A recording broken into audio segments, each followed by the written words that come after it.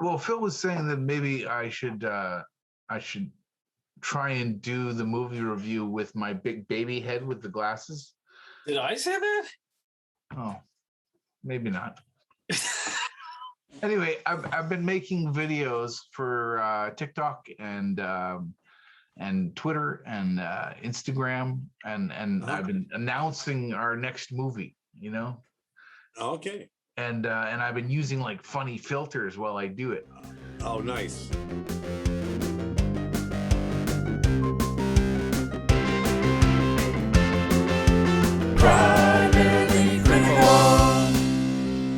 Hello, everyone, and welcome to Primarily Critical of Movies at an After Party. This would be it. If you have not seen this film, we suggest that you do so before listening any further. Because we've got spoilers, trivia, and opinions like crazy, and we can't wait to share them. Good, bad, new, weird, or gross. We will pass judgment on them all. Today. See, kids, we had problems too. Fast Times at Ridgemont High. Now, believe it or not, this is the first time I've ever seen the movie. Wow. Yeah, I picked it because it's kind of a touchstone of a certain age, and it's a classic. Lots of people talk about Spicoli and they talk about Mr. Hand, and they have all these quotes they pull from the movie, and I'd never seen it before. What about you guys? Had you ever seen this movie before? I can't remember seeing this movie before, but I know I must have, because I know who Spicoli was. I remembered, it all sort of came back to me. I just didn't remember actually having seen it, but I was pretty certain I had, It's a long time ago. So, my memory's just, I'm an old man now. So it came out in 1982. I remember seeing this on TV, but it was probably in an edited version. So, but then later on in life, I saw, but recently in the last 3 years, I watched it and then just watched it for this review. So it takes on a different meaning when you see it when you're younger and then when you're an adult, I think. Did this movie become a television show as well? Maybe. I don't know. I don't know. I don't know. Audience, if you'd please comment and enlighten us, that'd be great. Yeah. It wouldn't surprise me. But so I thought maybe you guys have seen this and wow. I was very aware of it. And I yes. So and I may have seen it. What are your thoughts on this movie? Well, you picked it, Steve, right? I did. It's kind of a bizarre little slice of life, and it's kind of doesn't have a lot of context, but it's wow.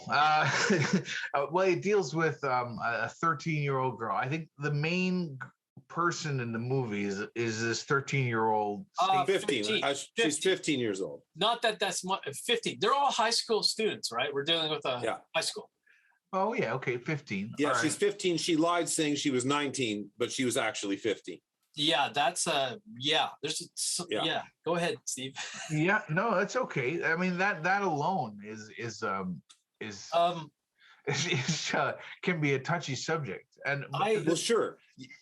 You would not see today a female character that was known in the movie to be 15 years old where they're exposing her having nudity, right? Not in this context.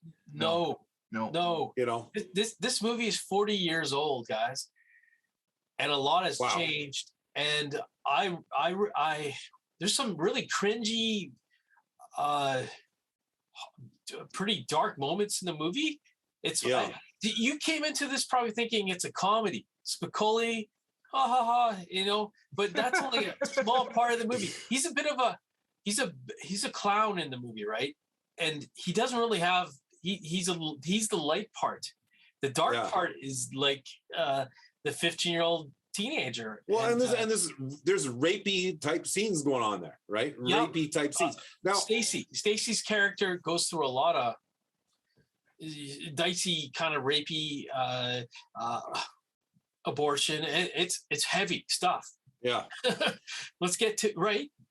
Yeah. You know, sadly though, I think this may have been more comical back when it came out. Like I think people would have perhaps looked at this as more of a comedy because they didn't take these issues very seriously 40 years ago. Well, it must have been a very shocking movie in theaters at the time for certain scenes. Like, oh, definitely. Oh, definitely. And while we're on the topic of the darker moments in the movie, the abortion scene, I don't know if it was handled. It's handled very like quickly. The only thing that felt redeeming in that whole thing was that the brother had her back, but the parents didn't even know. Like, at least the brother was like, "Are you okay?" But that's real life, I guess, right? Like it happens, and it felt out of place I don't know if this movie was trying to be an outright comedy. I don't think it was. It was just life for these kids in high school, right? Okay, I think there's one interesting, possibly redeeming quality. Is this movie was directed by a woman? True. And and she's making a comedy, but she's also she's also trying to. She's not really pitching a story here. It's more of a, this is what the goings on of Ridgemont High, right? Yeah, it's not like there was any in-depth event or it just it's like you said, a slice of time in these kids' lives, and there's no strong plot in this movie. It's just basically from the start of the school year to the end, and we meet like 4 or 5 different main characters, and we follow their stories a bit. Apparently Cameron Crowe, you guys are familiar with that guy. He's the guy that wrote the screenplay, and it's based on a story that he wrote, and it's based on his experience going to high school. So, and of course, this is like before my time, about by 10 years, I'd say, right? And I didn't experience high school really like that. I don't know if you guys. It's just a lot of this reminded me of my high school experience. A lot of it. Yeah. Okay. I mean, and the things that didn't remind me of my high school experience probably were going on. I just wasn't aware of them. You know what I mean? Like, but yeah, a lot of it did. Sure. It was all, I felt like the 80s it was way more normal in the 80s that high school was all about partying and being, and getting laid. I don't know if I'm assuming that's probably still what high school is about, but it's certainly the movies are less about that nowadays about high school, I think in that era of movies, there was a lot of types of movies like this, I think. Yes. High school, like college movies, that kind of thing, right? And they showed the party scene and but the title Fast Times, all the characters like trying to live fast. Is that what they're trying to say? Meaning they're going after everything that you can get while you can. Does that make sense? Fast times. So I think high school is it just goes by in a flash, but all this stuff happens. You know what I mean? So it is kind of, high school is fast times. It's just a few years of your life, but holy cow, it'll shape you for the rest of your life. It'll hit you like a ton of bricks. Right? Yeah. That's a good point, John. Wow. We're talking 3 years, right? And it's very impactful about how your nostalgia. Like this movie does a good job of like the vibe of a school. It's the kind of things that could happen, and probably did happen, right? Within a high school year. I have a question. Okay, so Forrest Whitaker plays a character called Charles Jefferson, and he's got this beautiful car, and he gets destroyed by Spicoli, and we don't really understand why or how it happened. We do. Oh well, we see him do it, and then he somehow finds a way to blame another football team. Did anybody want to see Spicoli get beaten up by Charles? Did Spicoli annoy you, Steve? You wanted to see him getting a beating? Oh, well, I wanted Charles Jefferson to find out who destroyed his car, and I wanted. The ruse was that Spicoli and his buddy there, that was little brother, younger brother, probably came up with a scheme to pin the damage on the opposing team, and they figured out, well, just graffiti it and make it look like it was the other team.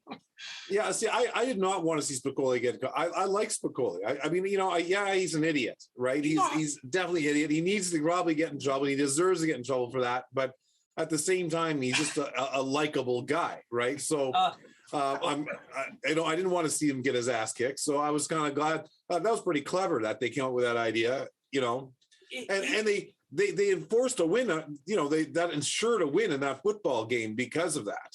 So that was a hilarious sequence after that, right? I thought that was great. That was the moments of comedy, like outright comedy, and then it was a very uneven movie if you think about it, right?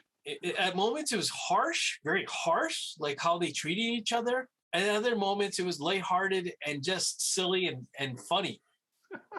Like that whole sequence was funny, right? And Spicoli, like everybody remembers Spicoli, right? And he's a stoner clown. And I think one of the things I read about this is the term stoner really came about after him. Like he's the guy. When you look in the dictionary, stoner. Yeah.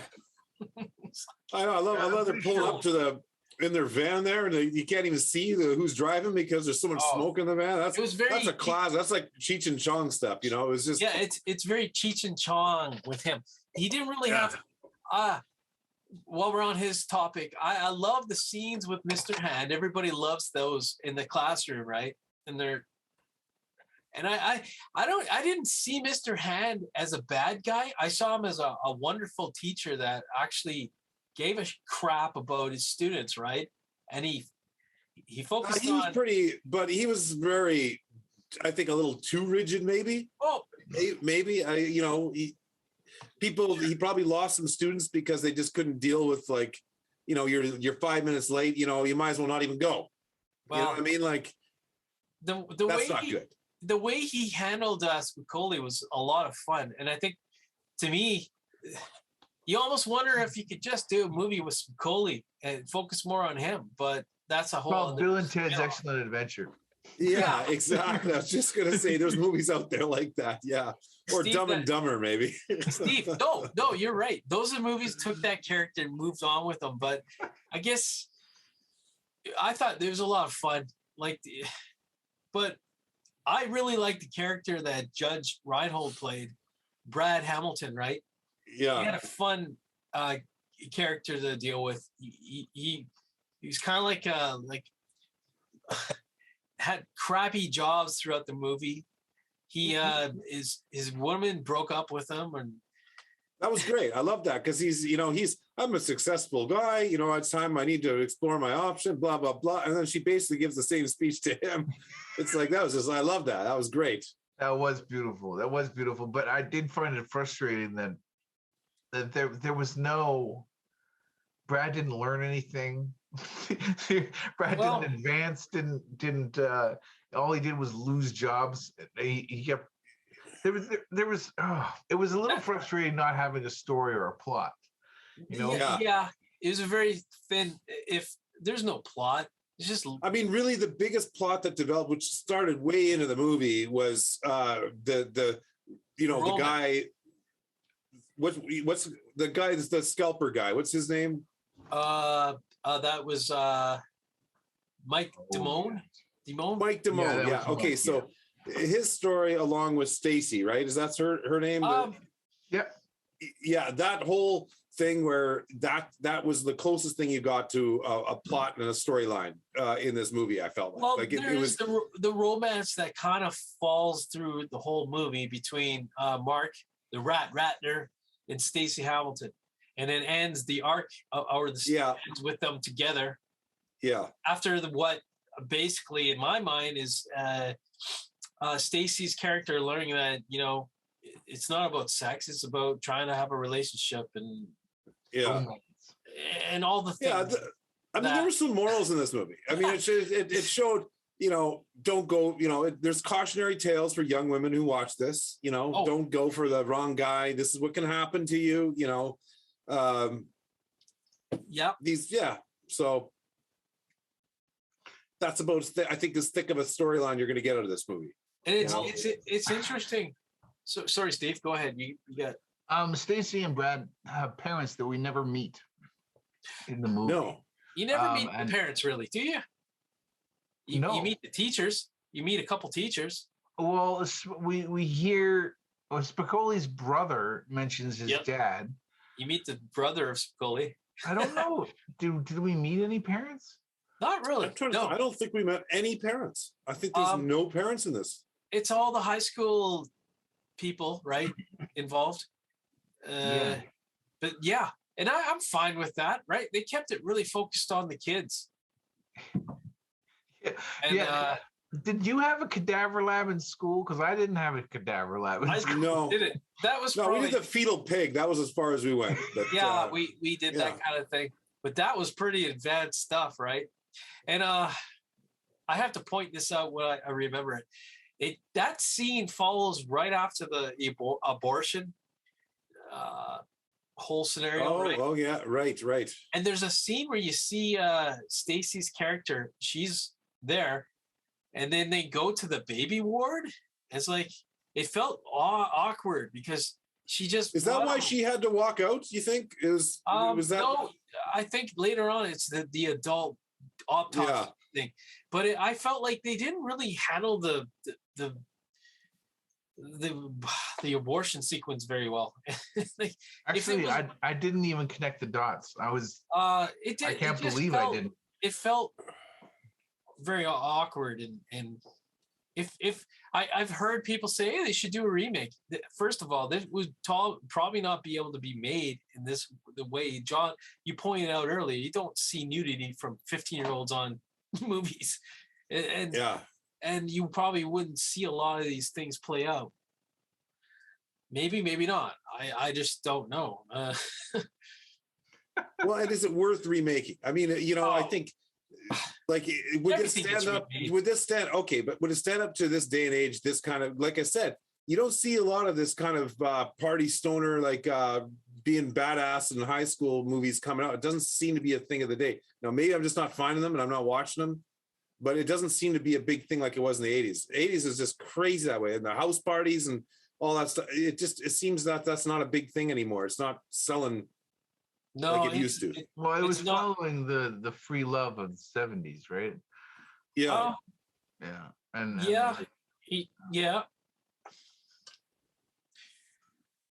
Yeah, I think these kinds of there's been movies like this. American Pie comes to mind.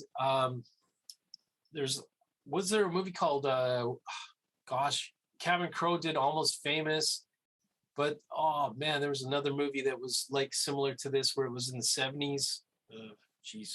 I'm gonna have to Google that or look it up. Okay, well I got another this. Okay, Linda Barrett, played by Phoebe Cates there, right? This is Stacey's really good friend, right? Yeah. Yep. She talks about a fiance. Yes. Right. We never see this fiance. No. We don't even have a clue as to like what was this guy doing? He was somewhere. He's a college man. Off somewhere though, not living around there. Off in some different city, I'm assuming. I don't know, some college city. Yep. You got to think it was some weak storytelling. At the end of the movie, they fill in a whole bunch of stuff, right? Here's what I want to go with there. Okay, so she's like best friends with Stacey. Stacey's 15. Yeah. So I was assuming that Linda is also 15 because I feel No. like they're in the same. No, Linda was I think older. she was 2 years older. I don't know exactly, but It's hard. Okay, for me so to she's either like 16 or 17 or whatever, and she's her parents agreed to let her get married to some college guy that's not even around. Like that was very odd to me. I thought that was a very strange part of the movie. Why did they even need to write this in that there's this fiance off in La La Land? You know, I don't. just show that. I think throughout she the made movie- him up. Oh made yeah, him up? see, maybe. Well, Linda throughout the movie is a very like confident, brass kind of friend, right? Telling her, well, ooh, this is what you gotta do. This is how you do fellatio. This is how you do it. She seemed like a very good friend. I mean, she seemed like she was doing right by Stacy, you know. Yeah, but she was very pushy, right? She just pushed this poor girl like Stacy to do things. Maybe Stacy's not comfortable doing, but she just enjoyed it, right? I don't know. She was maybe not the most ideal friend in terms of a parent's perspective, but right. She was there. She was really mad about Mike doing what he did to her, and she made sure the whole school knew it. And here, think about this, guys. Mark Ratner, his buddy Mike Damone, who was, I assume, was older. I had thought at one point they were brothers, but that's not that. It turned out they're just friends. No. And he seemed like an older guy. And once again, he's trying to pressure Mark into this relationship with Stacy. But Mark is like, whoa, I'm not ready for sex. I'm just take it slow. And it was the opposite, right? It was for him. Poor Mark Ratner. But hey, it all worked out at the end. They were together, right? At the end. If you guys remember high school, there was a lot of pressure on, I think, females and males to get laid. I think that's just something that goes on in high school. And I think that probably still goes on today. You know, there's a lot of pressure around that, right? And if I had known then what I know now, I would have covered a lot more ground. But I would have been screwing everything. You know, had I known that, I would have been screwing everything. You know, teachers included. You know, so just whoa. Because I mean, now I know that basically you can just ask. Mm-hmm. And back it seems so difficult back then. Yeah, you had to woo them or something. Yeah. You guys referring to the whole Mark Ratner scene where he gets the date? Essentially. The restaurant there. They all work that and the whole right? sex thing. Well. Yeah, and I felt like, okay, you talked. You said that Linda was pressuring Stacy or seemed to be pushing Stacy to have. I felt like Linda looked at like the whole carrot blowjob thing. I felt like she felt like this is really an asset for a young lady to have, and she was trying to pass on good information to her. This was not a maybe you're talking about something else about her pressuring. I was just popped into my head when you. That whole sequence there was all about comedy, I think, right? It's like, right in the cafeteria. You know, and all the kids are watching. They're all like just salivating, right? It's a lot of this movie's high school, fast hormones. It's all that. They captured a lot of it well, right? And the music, right? The music and everything made it feel like a fun movie. There's a lot of good stuff happening. Yeah, the music brought me back to my high school days for sure. You know, this is There's was there even like there's a Zeppelin song in there? Wasn't there? Jeez. There was the classic scene with the Cars music, of course, the fantasy swim scene. There was a Zeppelin scene, wasn't there?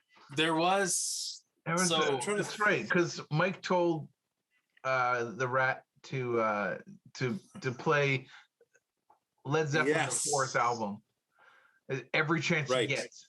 Yes. Yeah. And then they show him in the car with Stacy, and the music's very loud, and they're trying to talk over the music. Yeah. And that was Led Zeppelin. There's a lot of comedy in this movie, and those are the good moments, I think. Some good. awkward date movies. Like I who doesn't know those kind of feelings, right? Like him not being able to pay because he doesn't have the wallet. Yeah. That was good stuff. Yeah. As I found that Jeff Spicoli, or played by Sean Penn.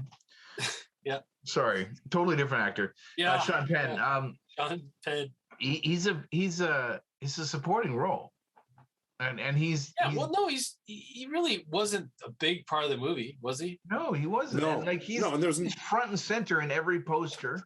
Exactly. And he's like top billing. He's the guy's name all over the posters. Yeah. And he's like a really minor, important but minor character. But I think he's the fun character, though, right? I think they. I would think when they released this movie, they didn't know how it would probably become a cult thing, and he became the things people remember about this movie. But he's not like really the movie. He's just a funny diversion within the movie, right? All right, let's get into this trivia. Maybe we can dig up some more conversation. Oh, there's lots to unpack. I like your trivia here. It looks good. For his masturbation scene, Judge Reinhold, that's the guy that played Brad Hamilton. Yep.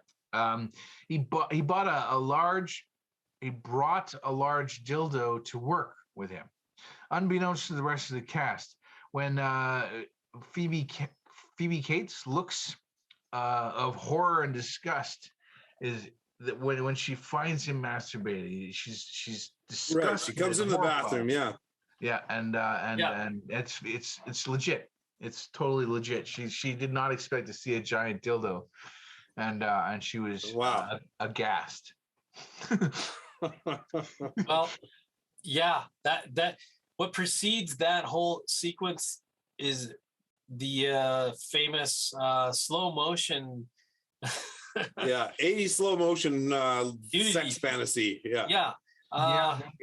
Which, man, is very effective from a heterosexual. Right on National Lampoon Vacation there.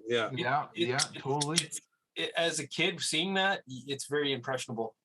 But anyways, it's followed right up with this holy shit masturbation scene, and that's a stunner. And it's kind of like, how do you ever see that person again and talk like, hey, how you doing? I was really hoping that they would end up together, quite honestly. She ends up with what does she ends up with? The teacher at some college or something at the end when and that was just in a write-up, right? That was just in a write-up at the end. That was And he ends up working. He's the manager after he stops the armed robbery. That's a hilarious scene right at the very end. That whole sequence is just comedy gold. Like Spicoli going. I have a question about that. Right when the credits are rolling, 3 guys walk out of that fast convenience store. 3 guys walk out of that convenience store, and was the robber there? Was with the robber Spicoli and Hamilton? No. There's a car pulls up, and they're about to rob the place. Spicoli's in the bathroom. And Brad he's like, it's a turn of events because Spicoli pops out of the bathroom, and the guy with the gun holding up Brad is like spooked. And then Brad takes a pot of hot coffee and sprays his face, right? And the gunman drops the gun, and Brad takes the gun, and Spicoli's like, oh, he's like, gnarly, that's Brad, whatever Spicoli says. But you're talking after all that, right, Steve? You're talking after all that. After all that, when the credits are rolling, they show the convenience store, and they show 3 people wandering out, and one of them locks the door, and so I'm thinking the 3 of them left without getting that guy arrested. But I mean, I'd have to rewatch it. I did not pay enough attention to that. Now, if I ever watch it again, I will definitely be watching for that moment. Well, my take is that, he's a hero, right? Brad's a hero, and Spicoli's in awe. All right, I'll take the next trivia here. It's a shorter one. Nicolas Cage lied about his age so that he could get a bigger part, but the producers eventually found out that he was only 17. I don't know how that works. Like, what part did he want? I actually forgot that Nicolas Cage was in this movie. He's barely in it. You'd have to be an eagle eye to see him, but he's in it, and he goes under the name of Nicolas Coppola, not Nicolas Cage. So, okay, and where was he? He was Brad's buddy. Yeah, At Brad's first job, he's one of the other fry cooks. Oh wow, I missed that. There's just minor characters that kind of pop in and out of the movie. Yeah. And he's kind of there. Like if you notice, Eric Roth's in it. There's the guy from ER is in it. Gosh, I gotta look at the names here. This is a who's who. There's a lot of big names here. Yeah, there is. They became big, you know. Eric they Stoltz, became big. Forrest Whitaker's in it. Yeah.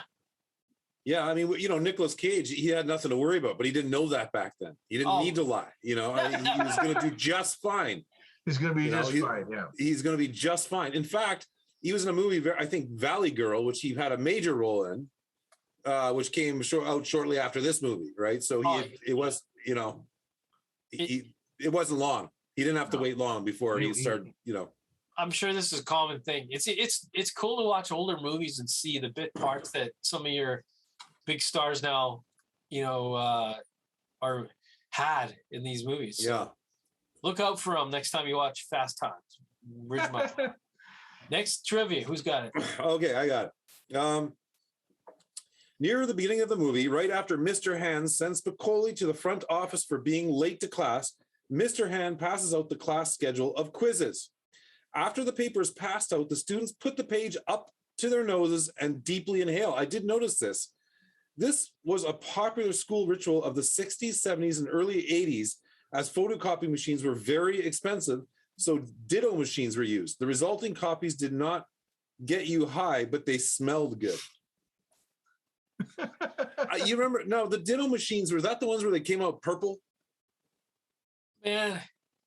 Because we had so many tests when I was in junior high and stuff that it was all this purple print. Purple print. I have no idea. I have no idea. You know, do you guys remember the when the paper was printed on with the tracks? So you have to pull off the tracks on the other side. Yes. I remember that. I don't recall any of this. This is some crazy American school system stuff, maybe. This is California. Maybe they're pretty cutting edge or something. Or, like, I don't know. I don't know either. It's funny. So, but there was a smell. They liked the smell. Students would do it because they liked the smell. Like, that smell. This was a thing. Apparently. Didn't get you high, but it just smelled good.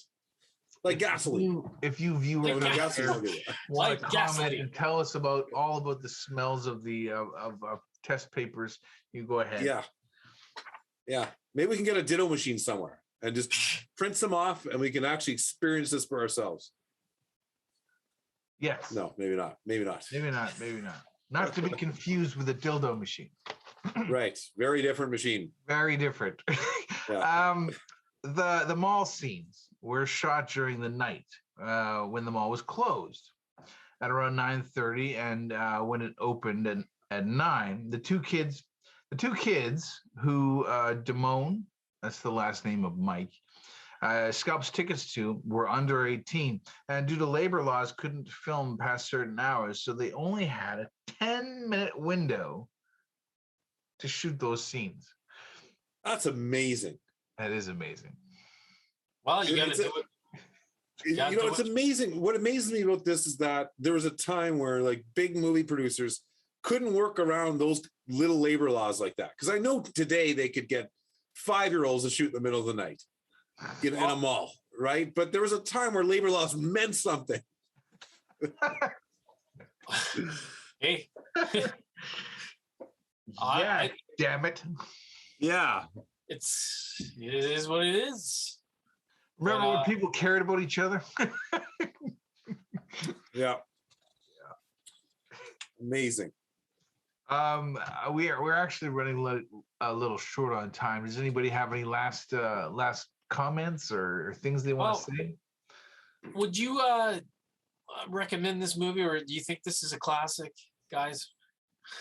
I'm in I kind of like, maybe, sort of, not really. How's that? I don't think this is a must watch, but I'm glad I watched it. There's enough pop culture out there still floating around that I'm glad I now have context for all these Spicoli references. Oh, well, that's good. And to add, before we wrap up here, there was a Fast Times TV show or something in the 1986, 7 episodes aired. Okay. And other movie is a lot like this is Dazed and Confused. Oh yeah. Similar movies. Dazed and Confused for sure. There you go.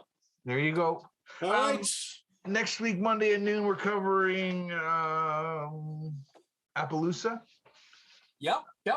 Phil, real quickly, why did you pick it? No spoilers. The cast, man. Ed Harris, Viggo Mortensen, Renee Zellweger, Jeremy Irons. It looked like how could it fail? Star-studded cast. Star-studded. I can't wait to talk about it later, guys. Bye-bye. Bye-bye. Bye-bye.